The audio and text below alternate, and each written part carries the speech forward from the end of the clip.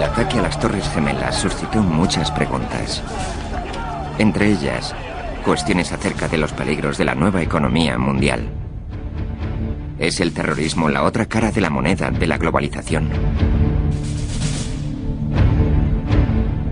Hasta el 11 de septiembre existía el convencimiento de que esta tendencia hacia la globalización era irreversible. A partir de entonces, se admite la posibilidad de un cambio de tendencias. ¿Es capaz nuestro mundo, tan sumamente interconectado, de proporcionar prosperidad a todo el mundo? That's basically the next big challenge, is making this interdependent world of ours, on balance, far more positive and negative. And the extent to which we succeed in doing that will determine whether the 21st century is either marred by terrorism of all kinds or whether it becomes the most peaceful and prosperous and interesting time the world's ever known. Esta es la historia del nacimiento de la nueva economía mundial. La historia de una batalla ideológica, librada a lo largo de todo un siglo, por determinar quién debe controlar los puestos de mando de la economía, los gobiernos o los mercados libres. En los años 90, una revolución capitalista mundial alentó la nueva era de la globalización, la mayor expansión del comercio internacional de toda la historia. Billions of people a day are better off than they would have been without globalization, and very few people have been harmed by it. La promesa trajo consigo un debate sobre el impacto de la globalización. ¿Le corresponde a las personas más ricas del mundo dictar el comportamiento de la economía mundial? En este capítulo continúa la batalla por decidir quién debe imponer las nuevas reglas del juego de la economía mundial.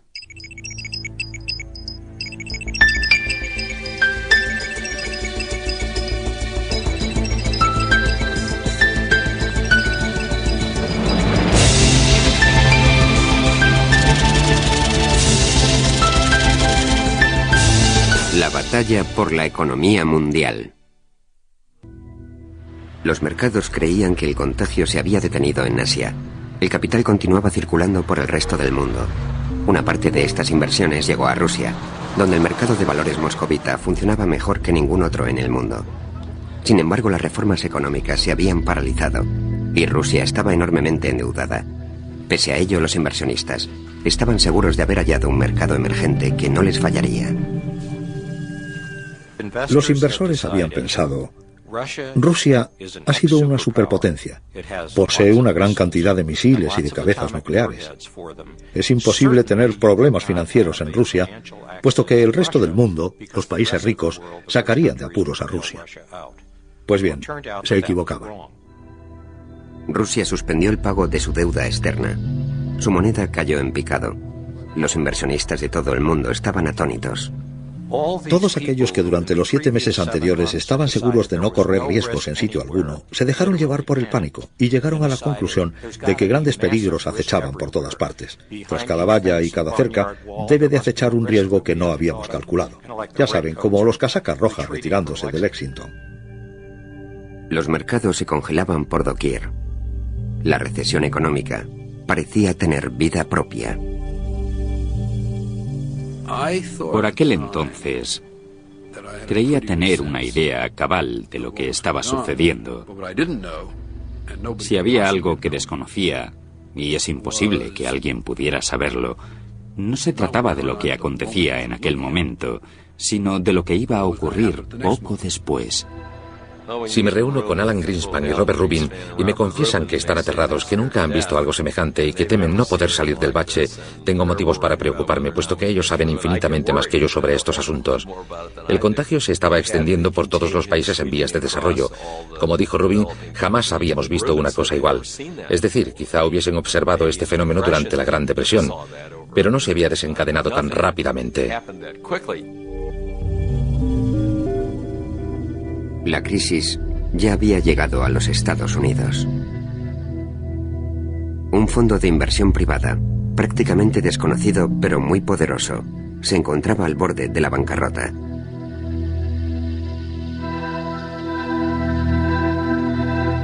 Long Term Capital Management, o LTCM, un fondo de inversión a largo plazo gestionaba directamente 100.000 millones de dólares en valores de todo el mundo e indirectamente más de $1 billón. La década de los 90 fue testigo de unas tremendas concentraciones de capital sin precedentes a escala mundial. Quizás sí existiesen en la antigüedad. Puede que los romanos tuviesen instituciones financieras desproporcionadamente grandes con respecto a la economía del mundo en que vivían. Sin embargo, LCTM era un tipo específico de fondo de cobertura. Operaba en la bolsa de Singapur, la de Tokio, la de Londres, la de Nueva York. No había mercado en el que no estuviese presente. Debía de ser el mayor inversionista, o al menos estaba entre los mayores. En septiembre de 1998, las pérdidas de LTCM escapaban a todo control. El contagio había llegado a Wall Street. Por increíble que parezca, el fracaso de un solo fondo de inversiones ponía en peligro la economía mundial. Si LTCM quebraba, los engranajes se detendrían, la máquina se pararía, la economía dejaría de funcionar. Y por supuesto esto no se reduce al balance de los bancos y demás, sino que se traduce en desempleo, en empresas paralizadas, en que los pequeños empresarios no pueden recuperar el capital que precisan. Y todo esto en el seno de una economía global. El panorama era inconcebible, pero sencillamente la economía se paralizaría, habría desempleo. El Banco Central de los Estados Unidos convocó una reunión urgente con los representantes de los más importantes bancos estadounidenses y europeos. John Corsain, por entonces copresidente de Goldman Sachs, se encontraba entre ellos. El verdadero problema de las inversiones a largo plazo era que, en realidad, nadie era consciente de sus contrapartidas. Todo lo que se sabía es que resultarían extraordinariamente peligrosas. Y creo que todo el mundo comprendió la preocupación del Banco Central porque aquello afectase a la economía. Puesto que LTCM era un fondo privado, el gobierno no podía imponer una solución. El destino de la economía mundial estaba en manos de aquellos banqueros. El presidente de una compañía de seguros o de un banco no cobra por ser patriota, sino por cuidarse de los intereses de los accionistas. De modo que lo máximo que podía decir cualquiera que estuviese en mi posición era: si evitamos la debacle de LTCM, prestaremos un buen servicio al interés público. No obstante, no contamos con dinero público para resolver el problema. El contribuyente no asumirá el gasto. Amigos, os toca decidir si os interesa solucionarlo. Los bancos accedieron a aportar capital propio para rescatar a LTCM. Wall Street había conjurado el desastre, pero aún quedaba el último episodio de la recesión internacional. El fenómeno originado en Asia ya había llegado a Brasil, la octava economía mundial. Sin embargo, en esta ocasión, la situación se había previsto solicitando un paquete de créditos. El gobierno brasileño recortó sus gastos y emprendió reformas. Surtió efecto. Se consiguió refrenar los problemas de Brasil. La normalidad fue regresando gradualmente a los mercados financieros de todo el mundo.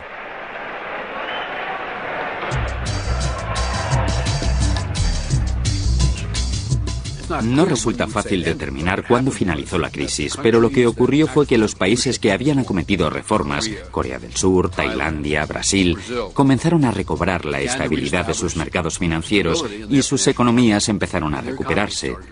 Tras un lapso de tiempo llegamos a creer que quizá ya habíamos superado la crisis. Algo después comenzamos a pensar, sí, parece que hemos salido de la recesión. Y finalmente llegamos a un punto en que dijimos, bien, creemos que ya se ha acabado. La economía mundial había sobrevivido a la primera crisis de la era de la globalización. No obstante, millones de personas lo pagaron caro. And that's the unfortunate part of so-called globalization, because such negative effects can come very fast. It takes decades for a country to grow up, and all of a sudden it disappears.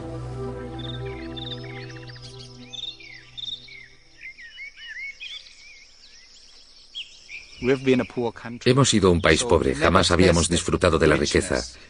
Cuando la alcanzamos quisimos más, fuimos codiciosos. También me culpo a mí mismo. Era insaciable. Bonita vista. Sí, es muy bonita. Lástima que ya nadie pueda gozar de ella. Ahora es del banco. Hay un canal y un lago muy hermosos. Es una pena.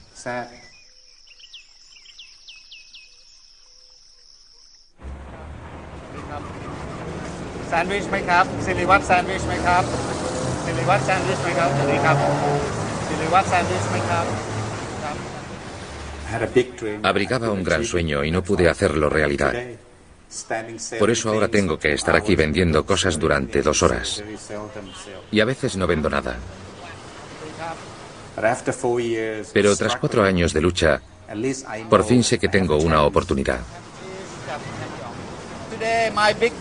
Hoy en día mi gran sueño consiste en llegar a ser el McDonald's tailandés, ya que vendiendo sándwiches por las calles he inventado un nuevo tipo de sushi japonés. Utilizo arroz marrón tailandés. Soy el primero que lo ha hecho en Tailandia, así que espero que en un futuro próximo pueda reunir fondos para invertir en la bolsa local. Pronto seré el McDonald's tailandés.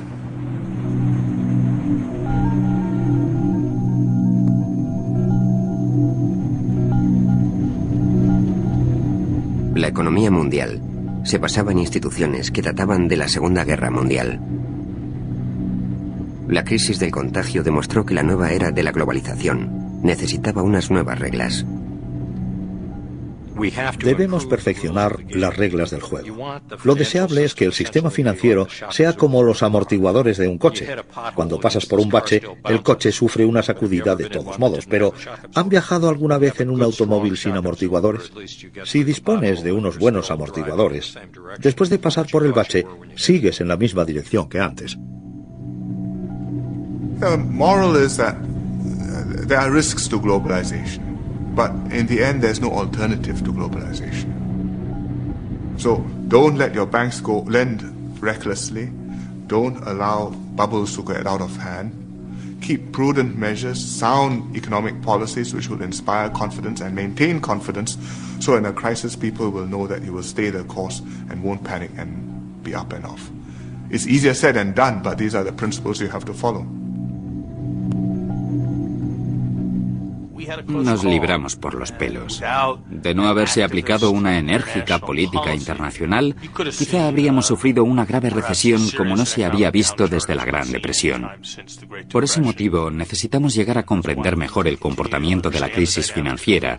Por ello, Estados Unidos, sobre todo, debe estar preparado para tomar la iniciativa en el combate contra la crisis financiera.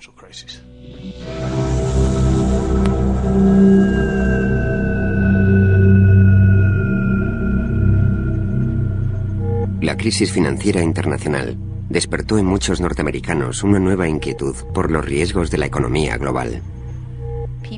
La gente se da cuenta de su inestabilidad. Percibe indicios de ella, como las grandes quiebras, la crisis financiera de Asia, pero asimismo ve cosas tales como que el banco local se fusiona y cambia de nombre, que su tarjeta de crédito unas veces funciona y otras no, que el banco sigue cambiando de nombre cada 3 semanas, y suman a eso los cataclismos financieros como el de Asia. Mucha gente en su vida cotidiana es testigo de esta especie de descontrol. Es algo que se escapa de su control.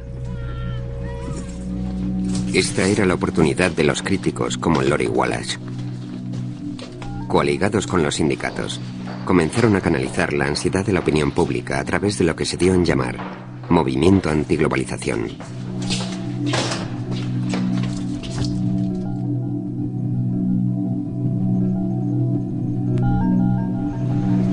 La Organización Mundial del Comercio, conocida como OMC, dicta las reglas que rigen el mercado mundial. A finales de 1999 se reunieron en Seattle los delegados de 135 naciones. Su plan era iniciar una nueva ronda de negociaciones que extenderían aún más el comercio. En lugar de eso, Seattle se convirtió en un hito. Como se pudo comprobar por la forma en que estalló Seattle, todo aquello cogió por sorpresa a los delegados de la Organización Mundial del Comercio.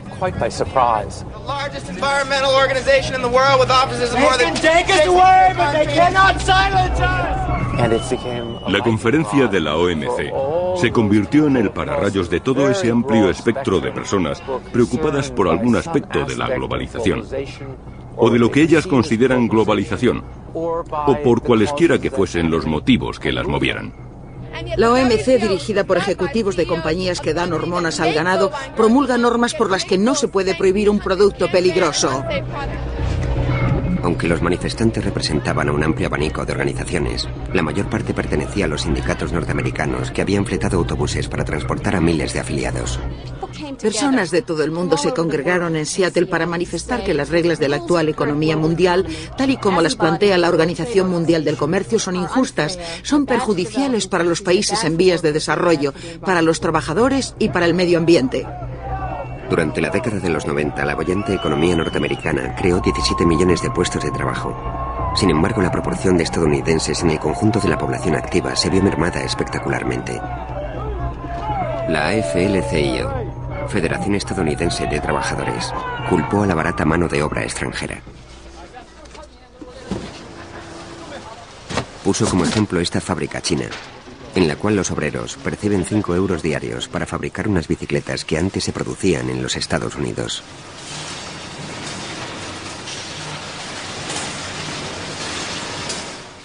Nuestros trabajadores deben competir directamente con los trabajadores extranjeros. No podemos controlar si cada empleo, sin excepción, se queda en los Estados Unidos o no, pero perder empleos en favor de trabajadores que no están representados por sindicatos independientes, eso es otra cuestión. Eso cambia la naturaleza de la competencia a la que se enfrenta el trabajador estadounidense. Los países que habían abierto sus mercados experimentaron un crecimiento tanto en su economía como su nivel de vida. Sin embargo, la política comercial no era tan fácil como la teoría económica. Siempre resulta difícil convencer a alguien de las bondades del mercado libre.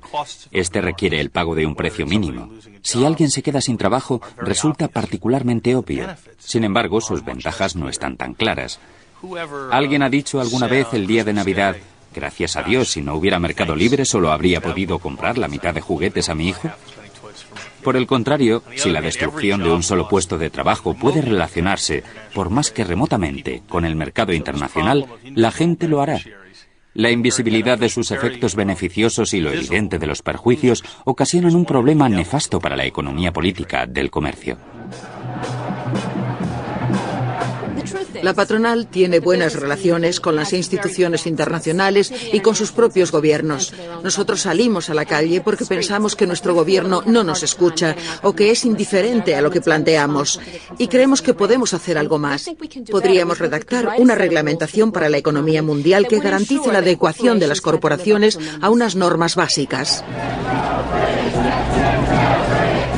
No obstante, en la cumbre de Seattle, las demandas sindicales chocaron con la resistencia de los países en vías de desarrollo. Querían más comercio, no menos.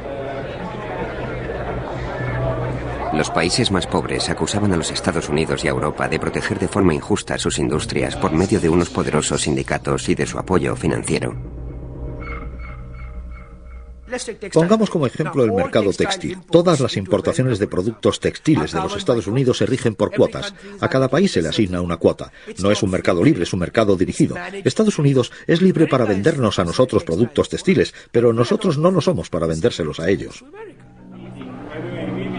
Los países en vías de desarrollo formaron un bloque de negociación para forzar una mayor apertura de los mercados occidentales.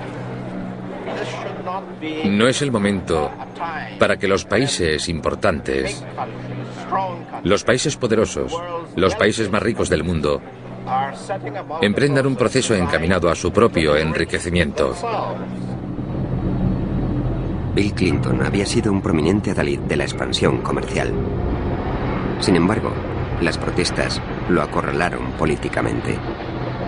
Se avecinaban las elecciones presidenciales y los demócratas necesitaban el apoyo de los sindicatos. Al dirigirse a los delegados de la OMC, Clinton dio la impresión de haberse alineado con los manifestantes. I condemn the small number who were violent, who tried to prevent you from meeting.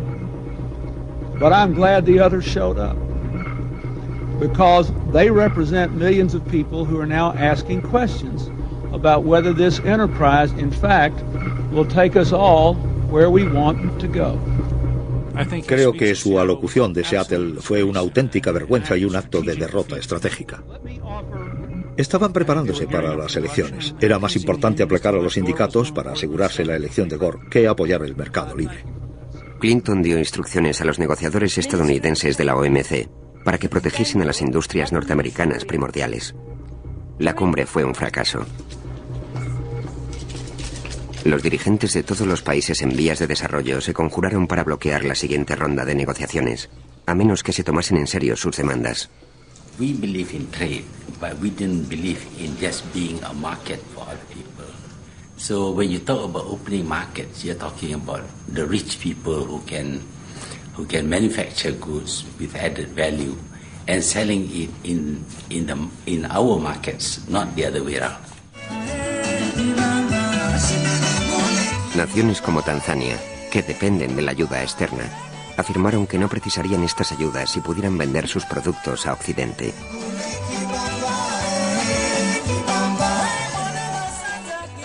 We talk about a level playing field, but in fact it is very much tilted in their favor.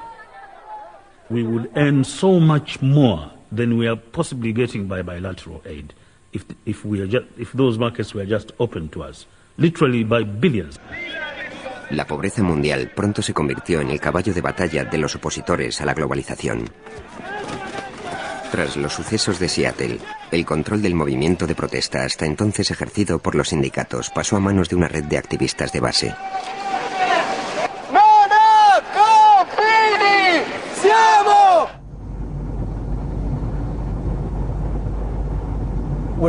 Estamos intentando pasar de una política de protesta a una política de liberación.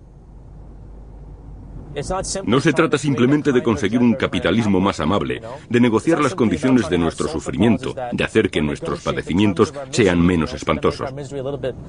Se trata más bien de transformar el mundo, de crear instituciones, estructuras y planes de actuación, así como comunidades regidas por nuestros valores que son la justicia social, la ayuda recíproca o solidaridad, la democracia directa, y aún nos queda un largo camino, pero debemos emprenderlo ahora.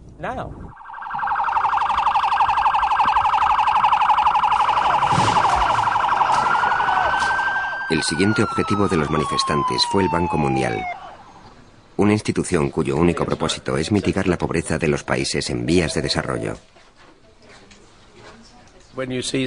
Cuando ves a alguien salir de una barricada para atacarte con vehemencia a causa de algo llamado globalización, no puedes evitar preguntarte ¿contra qué se dirige? Me enfurece que haya gente capaz de arrogarse la autoridad moral para combatir a un equipo de personas que han consagrado sus vidas a plantear las mismas cuestiones que ellos afirman formular. Sin embargo, se hizo imposible soslayar las protestas. Los dirigentes del Banco Mundial y otras instituciones lucharon por encauzar el creciente debate. El movimiento de protesta es tan polifacético como lo es su ira. Sin embargo, es obvio que existe un sentimiento de pérdida de control, un sentimiento de alienación. Las antiguas estructuras, instituciones y líneas de actuación ya no funcionan y creo que hemos llegado a un punto en el que hay un caos extraordinario en las organizaciones internacionales, en las reglas del juego internacional que aún no hemos logrado definir. Y como sucede en cualquier situación caótica en la que te ves inmerso, no encuentras una salida. No obstante, creo que esta serie de protestas, esta serie de enfrentamientos que presenciamos, forma parte de un proceso que nos conduce a una reestructuración de la gestión de la economía global.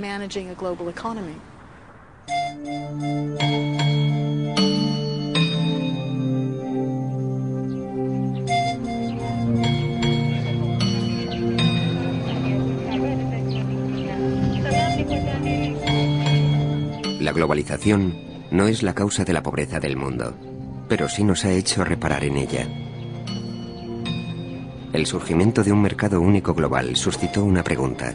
¿Cómo puede este mercado beneficiar a los países más pobres?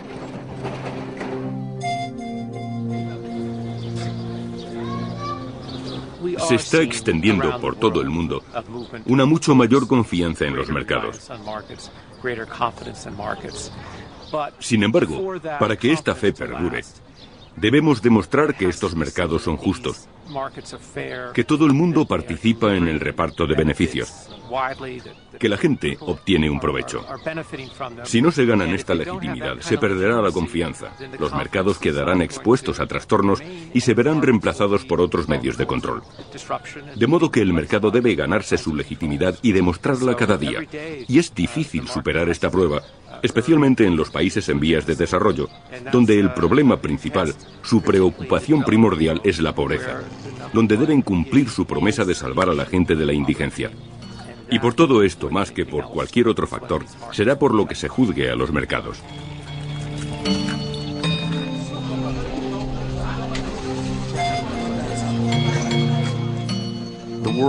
El mundo es menos igualitario que en cualquier otro periodo histórico. La razón principal es que hace 200 años todo el mundo era pobre.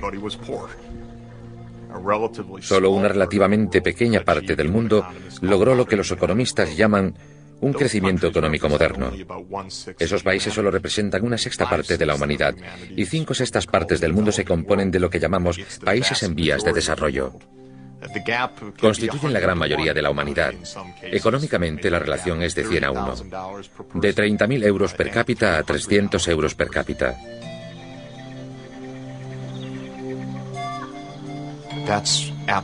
Es verdaderamente increíble que en el mismo planeta exista una diferencia tan extrema en términos de bienestar material.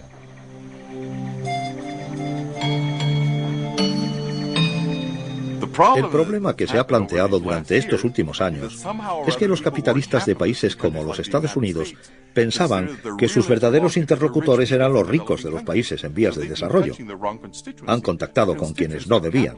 El semillero del capitalismo siempre han sido los pobres marginados. El capitalismo, en esencia, es un medio para que los pobres puedan prosperar. Hernando de Soto es uno de los economistas más innovadores del tercer mundo. Ha prestado su asesoramiento a México, Perú, Egipto y otros países. Sus metas son acabar con el antiguo debate sobre la riqueza y la pobreza y reinventar el capitalismo en nombre de los pobres. De Soto has been called the most important economist in the third world. He's a champion of market economics and property rights in Latin America. His new book, The Mystery of Capital, he talks about the question of why capitalism triumphs in the West and fails everywhere else. Welcome. Lo más importante del sistema capitalista es que se trata de un sistema de representaciones. Cuando voy a los Estados Unidos y me piden que me identifique, yo respondo, mi identidad soy yo, mire mi cara, soy Hernando de Soto. Sin embargo, el funcionario de inmigración me dice, ande, muéstreme su pasaporte. La razón por la cual las mercancías circulan sin problemas en la economía de mercado norteamericana y los títulos por todo el mundo es que tienen pasaporte. Y el auténtico título es como mi identidad, no está en mí, sino en mi pasaporte.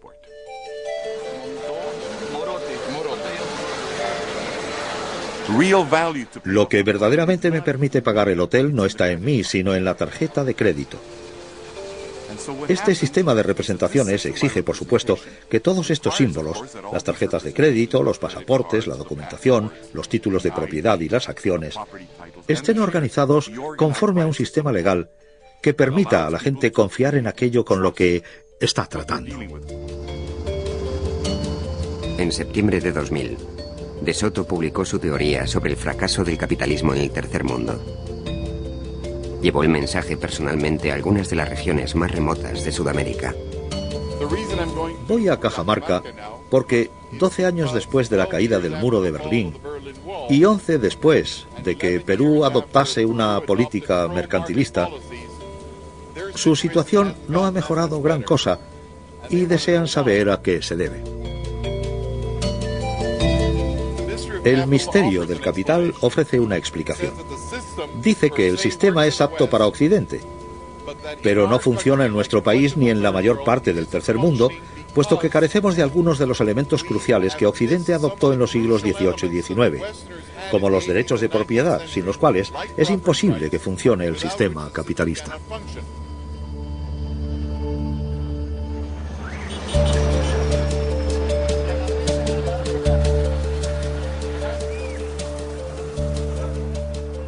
El libro de De Soto se convirtió en el más vendido de la historia del Perú.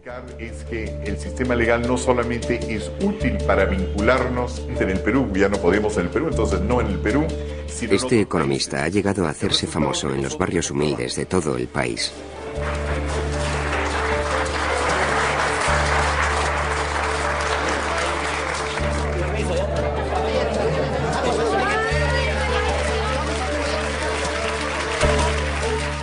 De Soto sostiene que a pesar de que las personas son capitalistas por naturaleza, en los países en vías de desarrollo el sistema capitalista está vedado a la mayoría de la gente.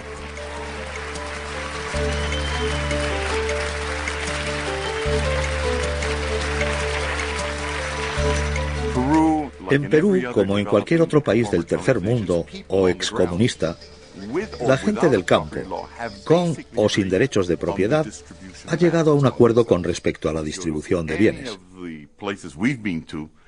Si viaja a los lugares donde hemos estado, al interior de Egipto, Filipinas o Haití, donde no hay leyes oficiales vigentes, sino otro tipo de ley, y entra en la propiedad de alguien, ese alguien sale y le dice: salga de mi territorio, haya una ley o no la haya.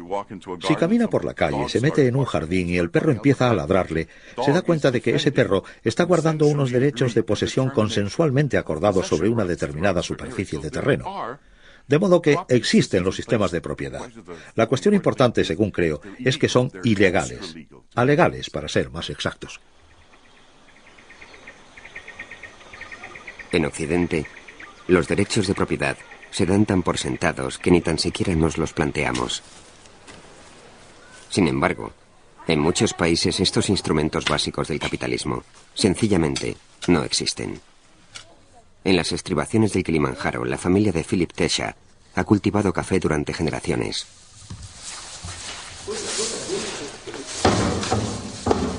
Vende su producción directamente en el mercado global, pero al igual que mucha gente del tercer mundo, no puede demostrar la propiedad de sus posesiones.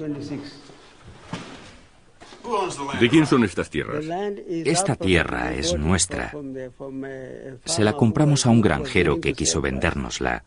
Así que compramos esta tierra. No tenemos ningún título de propiedad, pero nos pertenece. ¿Cómo lo puede demostrar? Porque estoy aquí. Fui yo quien la compró y la persona que me la vendió vive por aquí cerca.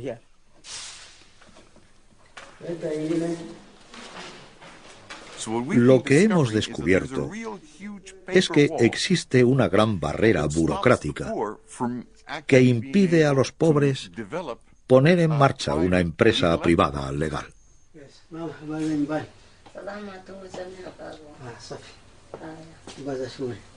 Al carecer de derechos de propiedad, la gente corriente de los países en vías de desarrollo no puede acceder a préstamos, hipotecas ni créditos. Se les excluye del sistema capitalista y el mercado global sencillamente los deja al margen. Esta es una época de crisis para el capitalismo en todo el mundo, ya que, por el momento, solo ha intentado ofrecer oportunidades adicionales a las élites de los países en vías de desarrollo, pero no ha sido capaz de ir más allá, de ahondar en los intereses de la mayoría de los habitantes de los países en vías de desarrollo, que son los pobres.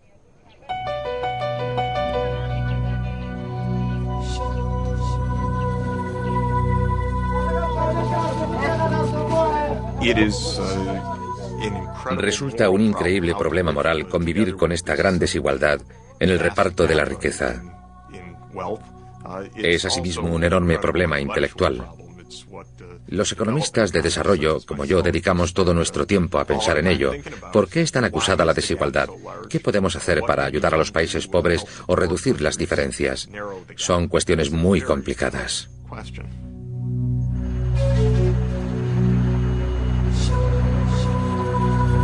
Lugares como Merelani, en el norte de Tanzania, se encuentran en el extremo inferior de la economía global. Los mineros extraen piedras preciosas, tanzanitas, que alcanzan un precio final de 1.000 euros por pieza. Algunas minas son demasiado estrechas para un adulto. Se reservan para niños de unos 10 años conocidos como niños serpiente. Por cada gema, reciben menos de 1 euro.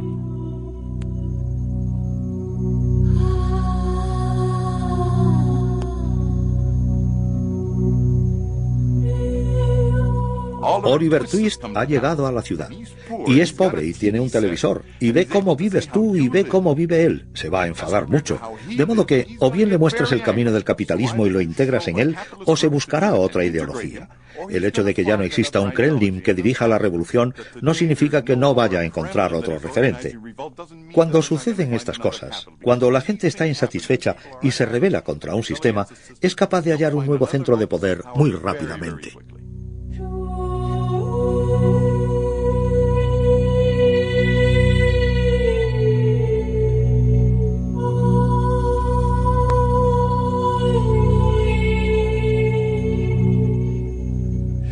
I'm not one of these people that believes that economics solves all problems. But if people know they're taking care of their children, and if they have a personal interest in maintaining the peace, it's just easier for them to manage life's difficulties.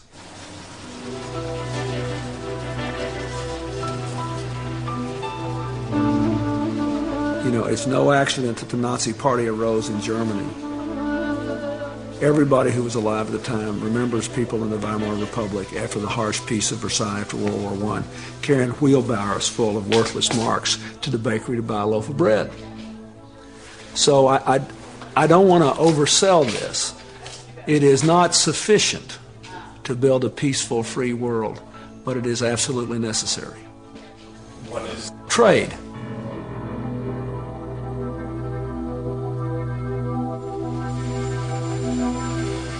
Antes de dejar la presidencia, en su última alocución en materia de política exterior, Bill Clinton quiso señalar los retos de la globalización. Había llegado a la Casa Blanca afirmando que el mercado libre beneficiaría a los Estados Unidos. La abandonó sosteniendo que en un mundo interconectado es crucial preservar la paz. First, let me say, I think it's quite important that we unapologetically reaffirm a conviction that open markets and rule-based trade are necessary proven engines of economic growth. Now, I know that many people don't believe that. And I know that inequality, as I said, in the last few years has increased in many nations. But the answer is not to abandon the path of expanded trade, but instead to do whatever is necessary to build a new consensus on trade. That's easy for me to say. You can see how successful I was in Seattle at doing that. No generation has ever had the opportunity that all of us now have to build a global economy that leaves no one behind. For 8 years, I have done what I could to lead my country down that path. I think for the rest of our lives, we had all better stay on it. Thank you very much.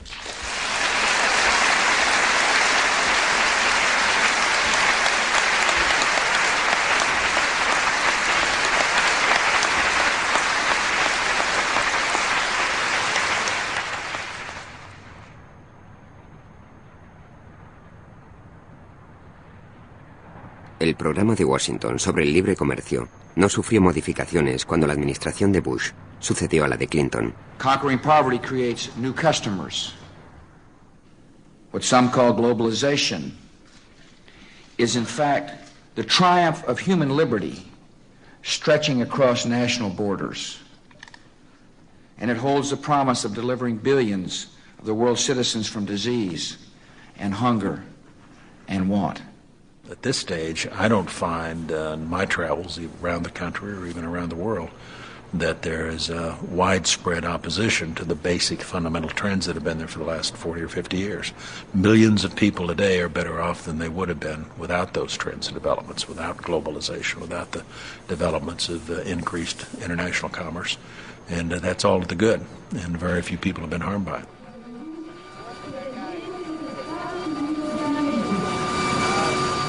El primer viaje al extranjero del presidente Bush tuvo México por destino. Su amigo Vicente Fox deseaba servirse del mercado global para aliviar la pobreza endémica de su país. Mexico has been one of the losers of the 20th century. We tried many different alternatives to development, and unfortunately, we have 40% of the population poor. We have a per capita income that is extremely low. It is the same per capita income we had 25 years ago. So we must change things. Los presidentes Bush y Fox esperaban poder extender el NAFTA a todo el hemisferio oeste. Now we want to go further. I'm talking about a NAFTA plus, a NAFTA that takes us to a further integration. I've been talking this with President Bush, and fortunately, he's seeing it the same way. ¿Qué pasó?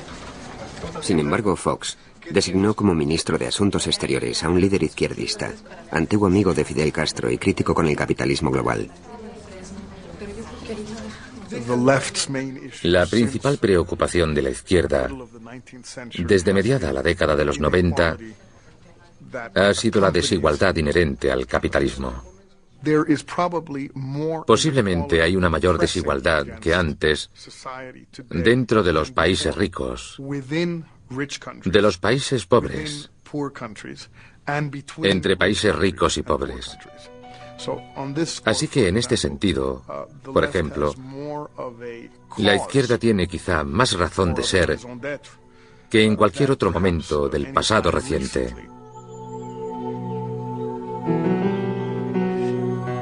Los presidentes Fox y Bush decidieron reunirse de nuevo en Quebec, en una cumbre para la que se convocó a 34 presidentes electos tanto de Norteamérica como de Sudamérica. La Asamblea Nacional está allí. Así que lo que queremos que comprenda la Asamblea Nacional es que representamos a la mayoría. Esta cumbre se convirtió en el siguiente objetivo de los activistas antiglobalización. Digan lo que digan, se producirá algún tipo de destrozo, algún tipo de disturbio. Debemos procurar que eso no empañe la efectividad de lo que estamos haciendo. El debate se ha planteado en términos muy abstractos. Violencia, no violencia. Pero para mí, ese no es el planteamiento correcto. Nuestro objetivo es desbaratar la cumbre en la medida en que podamos con la mayor movilización posible durante los días 20 y 21.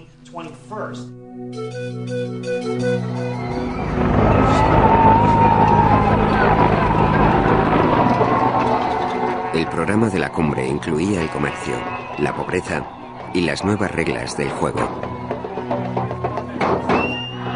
Los organizadores acordonaron el centro de la ciudad.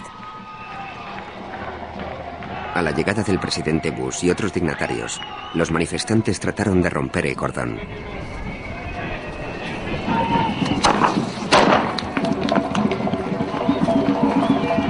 Al otro lado de las barricadas, el ministro de Asuntos Exteriores mexicano ahora formaba parte del sistema que antaño criticara. No han mencionado a los estadounidenses, han dicho: necesitamos vía libre para demostrar que podemos obtener resultados. Esta es mi primera cumbre importante desde que soy ministro de Asuntos Exteriores y es divertido. He visto a mucha gente que representa a sus sociedades, a sus gobiernos, a sus países y también amigos. Ha venido todo el mundo. Con 25 años, ¿dónde estaría? En las calles. Me parecería mucho más divertido.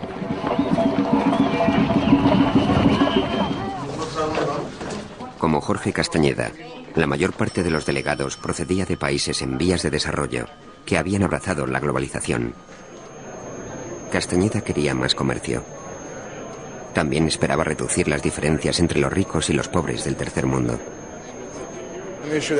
Hay un asunto que se ha abordado constantemente en las intervenciones, que los países pobres, los sectores más necesitados de cada sociedad, necesitan un trato especial, que no se les puede abandonar, puesto que entonces ya jamás se integrarían. Yo diría que se está alcanzando el consenso sobre el tema, aunque no necesariamente sobre las medidas para lograrlo. I'm here to learn and to listen from voices to those inside this hall and to those outside this hall who want to join us in constructive dialogue. Las manifestaciones callejeras ya se habían convertido en un elemento rutinario de cualquier conferencia importante.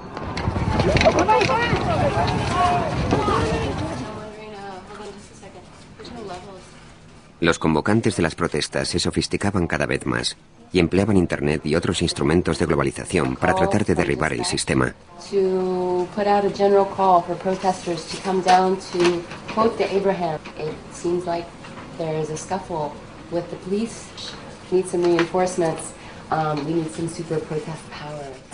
Viajamos por todo el país montando estas instalaciones donde quiera que hay protestas, ya sean importantes o modestas. Donde quiera que la gente quiera que las montemos, los ayudamos.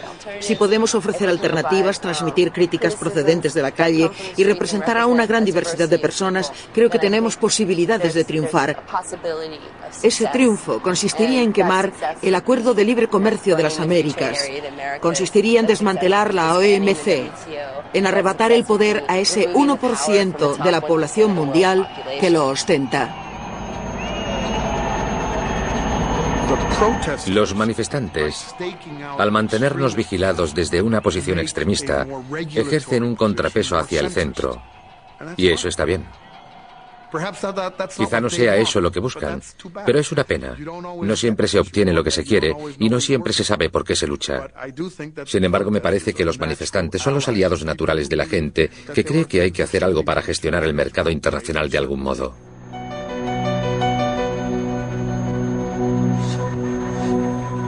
Los efectos a largo plazo del movimiento de protesta fueron sutiles, pero los hubo.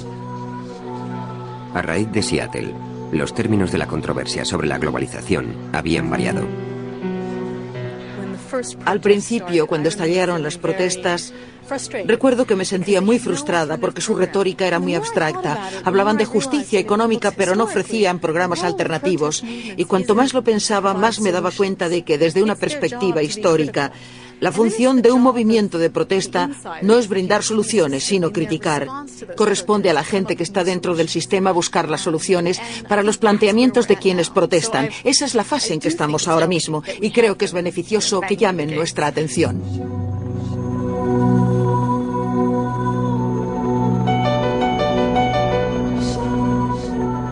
I would say this. They care about legitimate problems, but they have the wrong diagnosis. Their diagnosis is that the global economy has produced all the misery that they're protesting against. On the other hand, you cannot have a global economy without a global social response, without a global environmental response, without a global security response. It's unrealistic to think you can. And that's basically the next big challenge is making this interdependent world of ours, on balance, far more positive and negative. And the extent to which we succeed in doing that will determine whether the 21st century is either marred in its first 50 years by terrorism of all kinds across natural borders and more racial and religious and ethnic strife and tribal strife in Africa, or whether it becomes the most peaceful and prosperous and interesting time the world's ever known.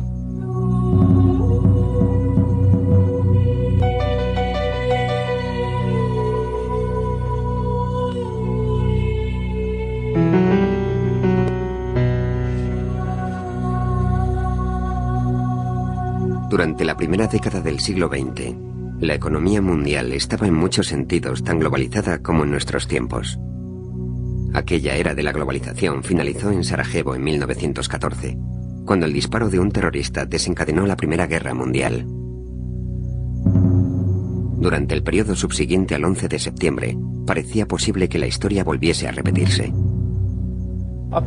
Hasta el 11 de septiembre, se pensaba que, pese a las crisis y los riesgos, la corriente globalizadora era realmente irreversible.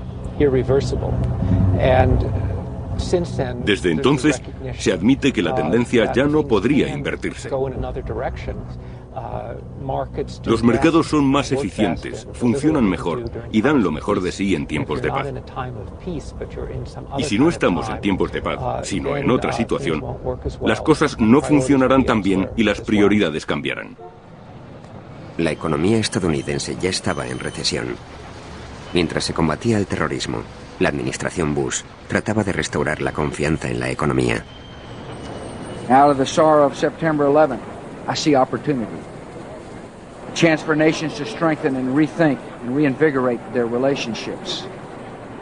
When nations open their markets to the world, they find in America a trading partner, an investor, and a friend. En noviembre de 2001, la Organización Mundial del Comercio se reunió, como estaba previsto, en Oriente Medio.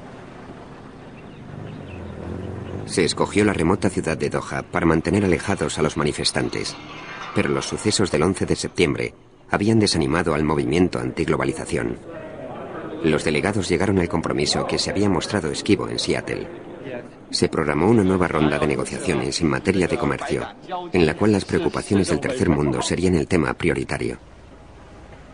Pienso que las nuevas tecnologías, la ruptura de las barreras para el comercio y el capital y la difusión de la economía de libre mercado han contribuido en gran medida a la buena salud de que goza la economía mundial, y así seguirá siendo durante mucho tiempo.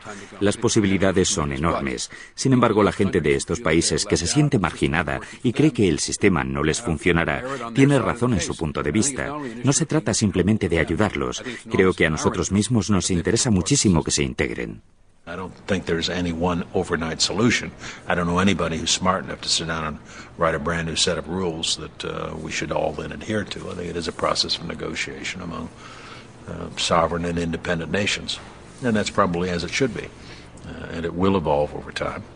And I do think we learn from our mistakes. But the idea that there's some sort of basic right way to do it out there and there's one individual or group who've got all the answers, I'd be deeply suspicious of that notion. Para la primavera de 2002, la economía de los Estados Unidos parecía estar en vías de recuperación. Aunque la amenaza permanecía latente, el sistema resultó ser más sólido de lo que muchos se habían temido. La era de la globalización parece estar lista para continuar, al igual que la controversia en torno a las nuevas reglas del juego internacional.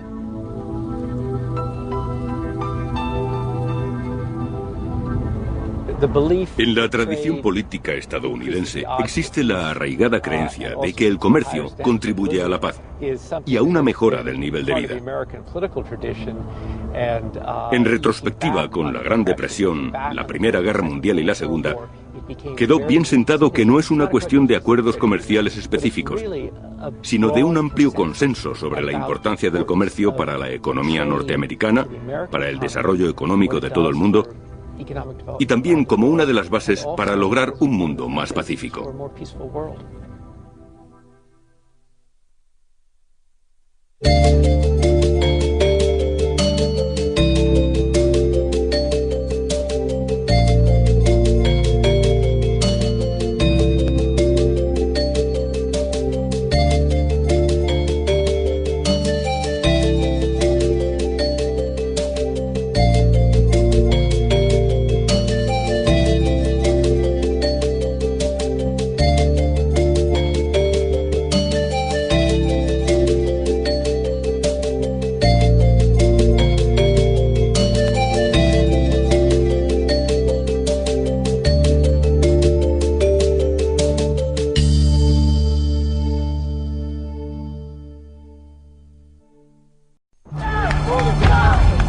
El ataque a las Torres Gemelas suscitó muchas preguntas. Entre ellas, cuestiones acerca de los peligros de la nueva economía mundial. ¿Es el terrorismo la otra cara de la moneda de la globalización? Hasta el 11 de septiembre existía el convencimiento de que esta tendencia hacia la globalización era irreversible. A partir de entonces, se admite la posibilidad de un cambio de tendencias. ¿Es capaz nuestro mundo, tan sumamente interconectado, de proporcionar prosperidad a todo el mundo? That's basically the next big challenge is making this interdependent world of ours, on balance, far more positive and negative. And the extent to which we succeed in doing that will determine whether the 21st century is either marred by terrorism of all kinds or whether it becomes the most peaceful and prosperous and interesting time the world's ever known.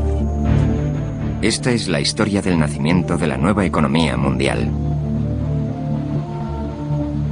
La historia de una batalla ideológica, librada a lo largo de todo un siglo, por determinar quién debe controlar los puestos de mando de la economía, los gobiernos o los mercados libres.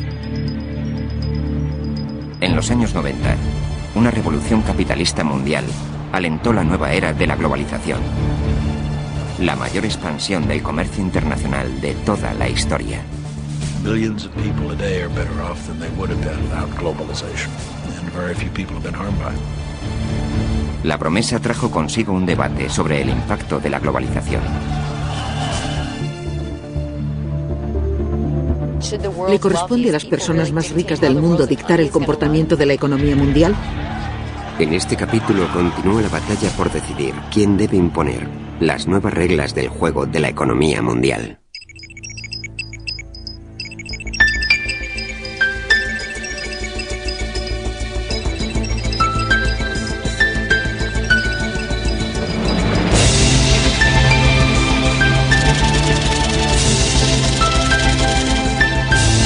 La batalla por la economía mundial. Los mercados creían que el contagio se había detenido en Asia. El capital continuaba circulando por el resto del mundo. Una parte de estas inversiones llegó a Rusia, donde el mercado de valores moscovita funcionaba mejor que ningún otro en el mundo. Sin embargo, las reformas económicas se habían paralizado y Rusia estaba enormemente endeudada. Pese a ello, los inversionistas estaban seguros de haber hallado un mercado emergente que no les fallaría. Los inversores habían pensado: Rusia ha sido una superpotencia. Posee una gran cantidad de misiles y de cabezas nucleares. Es imposible tener problemas financieros en Rusia, puesto que el resto del mundo, los países ricos, sacarían de apuros a Rusia. Pues bien, se equivocaban. Rusia suspendió el pago de su deuda externa. Su moneda cayó en picado. Los inversionistas de todo el mundo estaban atónitos. Todos aquellos que durante los 7 meses anteriores estaban seguros de no correr riesgos en sitio alguno, se dejaron llevar por el pánico y llegaron a la conclusión de que grandes peligros acechaban por todas partes. Tras cada valla y cada cerca, debe de acechar un riesgo que no habíamos calculado. Ya saben, como los casacas rojas retirándose de Lexington. Los mercados se congelaban por doquier. La recesión económica parecía tener vida propia. Por aquel entonces, creía tener una idea cabal de lo que estaba sucediendo. Si había algo que desconocía, y es imposible que alguien pudiera saberlo, no se trataba de lo que acontecía en aquel momento, sino de lo que iba a ocurrir poco después. Si me reúno con Alan Greenspan y Robert Rubin y me confiesan que están aterrados, que nunca han visto algo semejante y que temen no poder salir del bache, tengo motivos para preocuparme, puesto que ellos saben infinitamente más que yo sobre estos asuntos. El contagio se estaba extendiendo por todos los países en vías de desarrollo. Como dijo Rubin, jamás habíamos visto una cosa igual. Es decir, quizá hubiesen observado este fenómeno durante la Gran Depresión, pero no se había desencadenado tan rápidamente. La crisis ya había llegado a los Estados Unidos. Un fondo de inversión privada, prácticamente desconocido pero muy poderoso, se encontraba al borde de la bancarrota.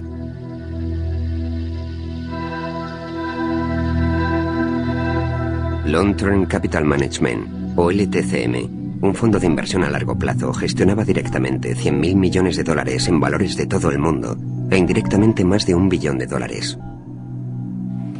La década de los 90 fue testigo de unas tremendas concentraciones de capital sin precedentes a escala mundial. Quizás sí existiesen en la antigüedad. Puede que los romanos tuviesen instituciones financieras desproporcionadamente grandes con respecto a la economía del mundo en que vivían. Sin embargo, LCTM era un tipo específico de fondo de cobertura. Operaba en la bolsa de Singapur, la de Tokio, la de Londres, la de Nueva York. No había mercado en el que no estuviese presente. Debía de ser el mayor inversionista, o al menos estaba entre los mayores. En septiembre de 1998, las pérdidas de LTCM escapaban a todo control. El contagio había llegado a Wall Street. Por increíble que parezca, el fracaso de un solo fondo de inversiones ponía en peligro la economía mundial. Si LTCM quebraba, los engranajes se detendrían, la máquina se pararía, la economía dejaría de funcionar. Y por supuesto esto no se reduce al balance de los bancos y demás, sino que se traduce en desempleo, en empresas paralizadas, en que los pequeños empresarios no pueden recuperar el capital que precisan. Y todo esto en el seno de una economía global. El panorama era inconcebible, pero sencillamente la economía se paralizaría, habría desempleo. El Banco Central de los Estados Unidos convocó una reunión urgente con los representantes de los más importantes bancos estadounidenses y europeos. John Corshane, por entonces copresidente de Goldman Sachs, se encontraba entre ellos. El verdadero problema de las inversiones a largo plazo era que, en realidad, nadie era consciente de sus contrapartidas. Todo lo que se sabía es que resultarían extraordinariamente peligrosas. Y creo que todo el mundo comprendió la preocupación del Banco Central porque aquello afectase a la economía. Puesto que LTCM era un fondo privado, el gobierno no podía imponer una solución. El destino de la economía mundial estaba en manos de aquellos banqueros. El presidente de una compañía de seguros o de un banco no cobra por ser patriota, sino por cuidarse de los intereses de los accionistas. De modo que lo máximo que podía decir cualquiera que estuviese en mi posición era: si evitamos la debacle de LTCM, prestaremos un buen servicio al interés público. No obstante, no contamos con dinero público para resolver el problema. El contribuyente no asumirá el gasto. Amigos, os toca decidir si os interesa solucionarlo. Los bancos accedieron a aportar capital propio para rescatar a LTCM. Wall Street había conjurado el desastre, pero aún quedaba el último episodio de la recesión internacional. El fenómeno originado en Asia ya había llegado a Brasil, la octava economía mundial. Sin embargo, en esta ocasión, la situación se había previsto solicitando un paquete de créditos. El gobierno brasileño recortó sus gastos y emprendió reformas. Surtió efecto. Se consiguió refrenar los problemas de Brasil. La normalidad fue regresando gradualmente a los mercados financieros de todo el mundo.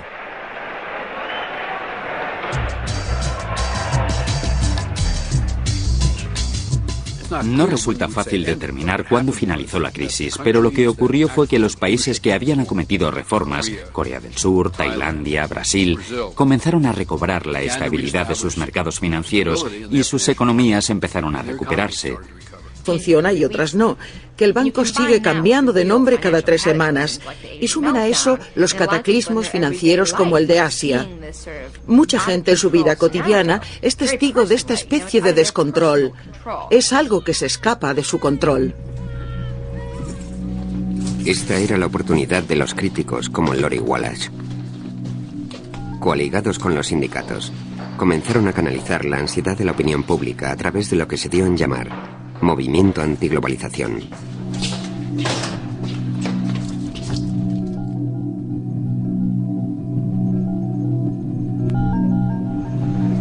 La Organización Mundial del Comercio, conocida como OMC, dicta las reglas que rigen el mercado mundial. A finales de 1999 se reunieron en Seattle los delegados de 135 naciones. Su plan era iniciar una nueva ronda de negociaciones que extenderían aún más el comercio.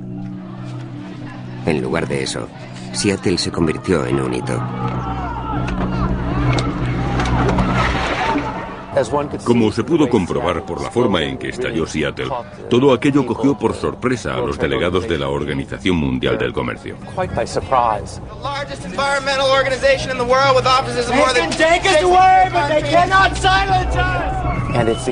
La conferencia de la OMC se convirtió en el pararrayos de todo ese amplio espectro de personas preocupadas por algún aspecto de la globalización, o de lo que ellas consideran globalización, o por cualesquiera que fuesen los motivos que las movieran. La OMC, dirigida por ejecutivos de compañías que dan hormonas al ganado, promulga normas por las que no se puede prohibir un producto peligroso. Aunque los manifestantes representaban a un amplio abanico de organizaciones, la mayor parte pertenecía a los sindicatos norteamericanos que habían fletado autobuses para transportar a miles de afiliados. Personas de todo el mundo se congregaron en Seattle para manifestar que las reglas de la actual economía mundial, tal y como las plantea la Organización Mundial del Comercio, son injustas, son perjudiciales para los países en vías de desarrollo, para los trabajadores y para el medio ambiente. Durante la década de los 90, la boyante economía norteamericana creó 17 millones de puestos de trabajo. Sin embargo, la proporción de estadounidenses en el conjunto de la población activa se vio mermada espectacularmente. La AFL-CIO, Federación Estadounidense de Trabajadores, culpó a la barata mano de obra extranjera.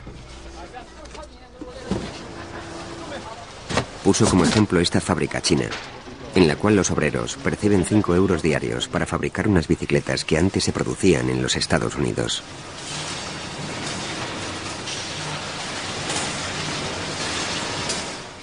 Nuestros trabajadores deben competir directamente con los trabajadores extranjeros.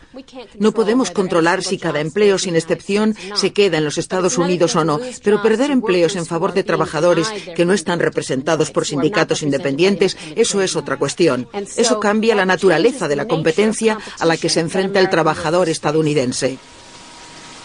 Los países que habían abierto sus mercados experimentaron un crecimiento tanto en su economía como en su nivel de vida. Sin embargo, la política comercial no era tan fácil como la teoría económica. Siempre resulta difícil convencer a alguien de las bondades del mercado libre. Este requiere el pago de un precio mínimo. Si alguien se queda sin trabajo, resulta particularmente obvio. Sin embargo, sus ventajas no están tan claras. Alguien ha dicho alguna vez el día de Navidad: gracias a Dios, si no hubiera mercado libre, solo habría podido comprar la mitad de juguetes a mi hijo. Por el contrario, si la destrucción de un solo puesto de trabajo puede relacionarse, por más que remotamente, con el mercado internacional, la gente lo hará. La invisibilidad de sus efectos beneficiosos y lo evidente de los perjuicios ocasionan un problema nefasto para la economía política del comercio. La patronal tiene buenas relaciones con las instituciones internacionales y con sus propios gobiernos. Nosotros salimos a la calle porque pensamos que nuestro gobierno no nos escucha o que es indiferente a lo que planteamos. Y creemos que podemos hacer algo más. Podríamos redactar una reglamentación para la economía mundial que garantice la adecuación de las corporaciones a unas normas básicas. No obstante, tras un lapso de tiempo llegamos a creer que quizá ya habíamos superado la crisis. Algo después comenzamos a pensar, sí, parece que hemos salido de la recesión. Y finalmente llegamos a un punto en que dijimos, bien, creemos que ya se ha acabado. La economía mundial había sobrevivido a la primera crisis de la era de la globalización. No obstante, millones de personas lo pagaron caro. And that's the unfortunate part of so-called globalization, because such negative effects can come very fast. It takes decades for a country to grow up, and all of a sudden it disappears.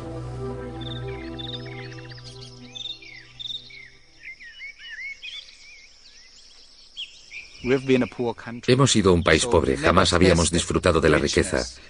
Cuando la alcanzamos quisimos más, fuimos codiciosos. También me culpo a mí mismo. Era insaciable. Bonita vista. Sí, es muy bonita. Lástima que ya nadie pueda gozar de ella. Ahora es del banco. Hay un canal y un lago muy hermosos. Es una pena.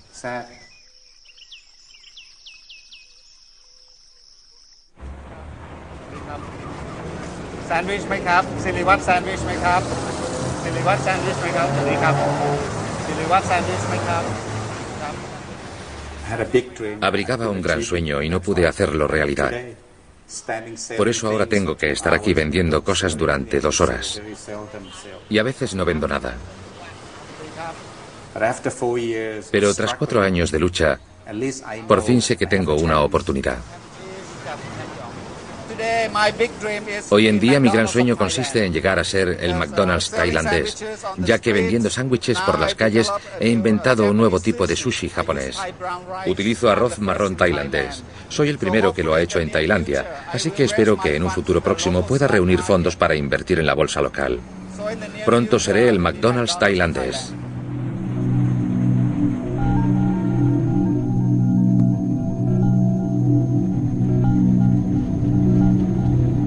La economía mundial se basaba en instituciones que databan de la Segunda Guerra Mundial.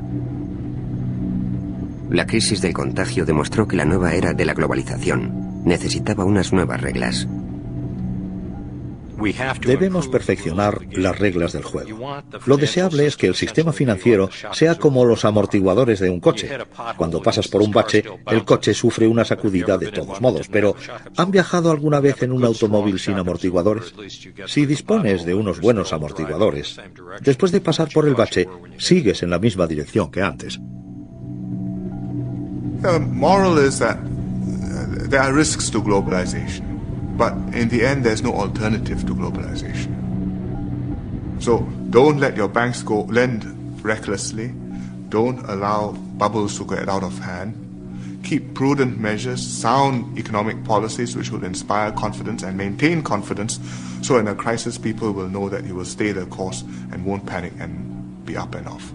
It's easier said than done, but these are the principles you have to follow. Nos libramos por los pelos. De no haberse aplicado una enérgica política internacional, quizá habríamos sufrido una grave recesión como no se había visto desde la Gran Depresión. Por ese motivo, necesitamos llegar a comprender mejor el comportamiento de la crisis financiera. Por ello, Estados Unidos, sobre todo, debe estar preparado para tomar la iniciativa en el combate contra la crisis financiera.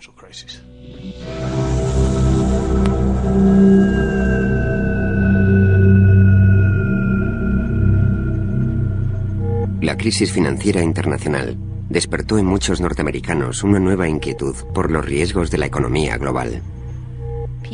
La gente se da cuenta de su inestabilidad. Percibe indicios de ella, como las grandes quiebras, la crisis financiera de Asia, pero asimismo ve cosas tales como que el banco local se fusiona y cambia de nombre, que su tarjeta de crédito unas veces... En la cumbre de Seattle, las demandas sindicales chocaron con la resistencia de los países en vías de desarrollo.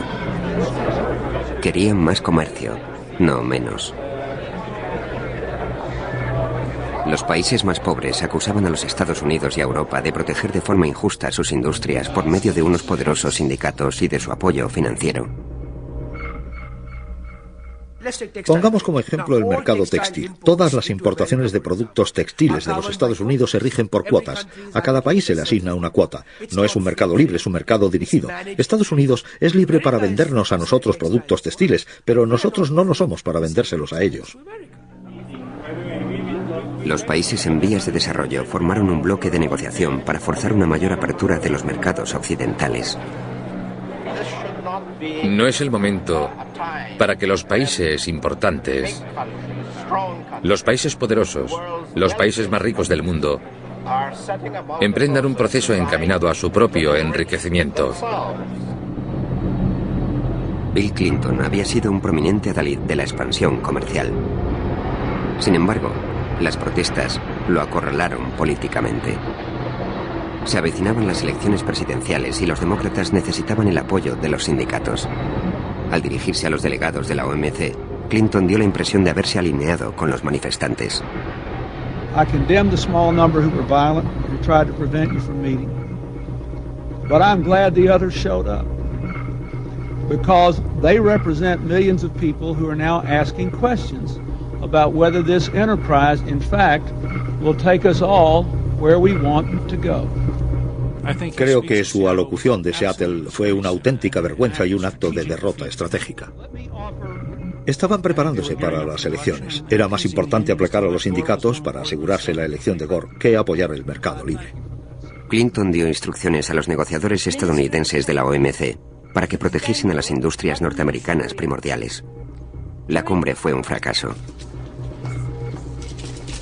Los dirigentes de todos los países en vías de desarrollo se conjuraron para bloquear la siguiente ronda de negociaciones, a menos que se tomasen en serio sus demandas. We believe in trade, but we didn't believe in just being a market for other people. So when you talk about opening markets, you're talking about the rich people who can manufacture goods with added value and selling it in our markets, not the other way around. Naciones como Tanzania, que dependen de la ayuda externa, afirmaron que no precisarían estas ayudas si pudieran vender sus productos a Occidente.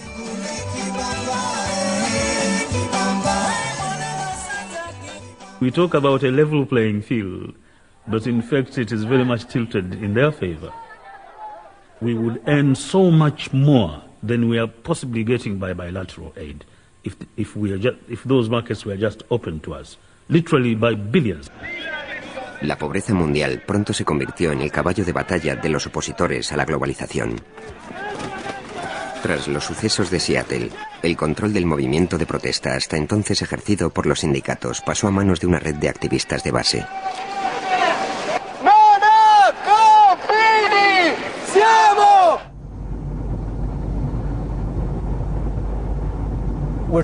Estamos intentando pasar de una política de protesta a una política de liberación. No se trata simplemente de conseguir un capitalismo más amable, de negociar las condiciones de nuestro sufrimiento, de hacer que nuestros padecimientos sean menos espantosos. Se trata más bien de transformar el mundo, de crear instituciones, estructuras y planes de actuación, así como comunidades regidas por nuestros valores que son la justicia social, la ayuda recíproca o solidaridad, la democracia directa, y aún nos queda un largo camino, pero debemos emprenderlo ahora.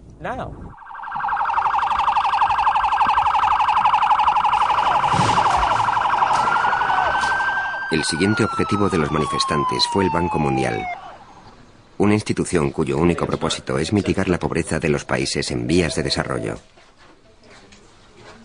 Cuando ves a alguien salir de una barricada